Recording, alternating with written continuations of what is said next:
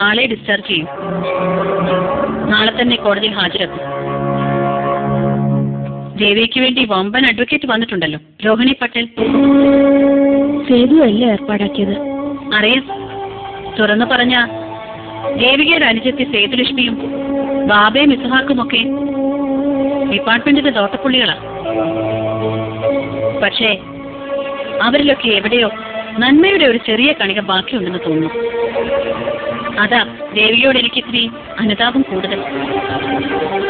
പിന്നെ ദേവികയുടെ ജീവിതത്തെപ്പറ്റി കൂടുതൽ അറിഞ്ഞപ്പോ നിങ്ങളോട് എനിക്ക് കുറച്ച് ബഹുമാനം തോന്നിപ്പോയി. ഞാനിപ്പോ വന്നത് മാഡത്തോട് മറ്റൊരു കാര്യം പറയാനാ. കഴിഞ്ഞ ദിവസം എന്നെ ഒരാൾ ഭീഷണിപ്പെടുത്തി. ഭീഷണിപ്പെടുത്തിയെന്നു? എന്റെ തുമ്പിമോളെ കൊല്ലോന്ന് പറഞ്ഞു ഒരു സുമൻ നായിക്.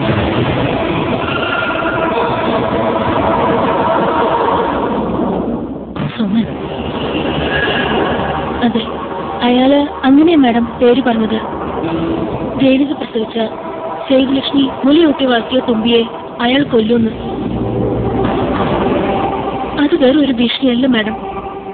അയാളുടെ നീലിച്ച കണ്ണുകളിൽ മരണം എനിക്ക് കാണായിരുന്നു. മാഡം, ഏത് യുദ്ധത്തിലും നഷ്ടം അമ്മമാർക്ക് മാത്രമാണ്. നീതിയുടെ തുറക്കാത്ത വാതിലുകൾക്ക് മുമ്പിൽ ഒരുപാട് തവണ കൈകുപ്പി നിന്നവളാണ് ഞാൻ. പക്ഷെ മാഡത്തെ എനിക്ക് വിശ്വാസം.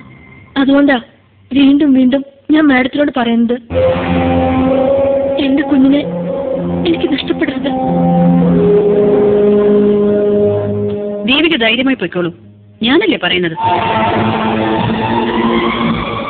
ദേവികയ്ക്ക് നൽകിയ വാക്ക് പാലിക്കാൻ മൈഥിലി IPSന് കഴിയും. അതും മൈഥിലിയുടെ കണ്ണുകൾക്ക് താഴ്ന്നെന്ന് തുളസിയെ ഇനിയും നഷ്ടപ്പെടും. കുഞ്ഞിനു വേണ്ടിയുള്ള ദേവികയുടെ കണ്ണീരിന്റെ തോരാത്തേക്ക് തുടരും.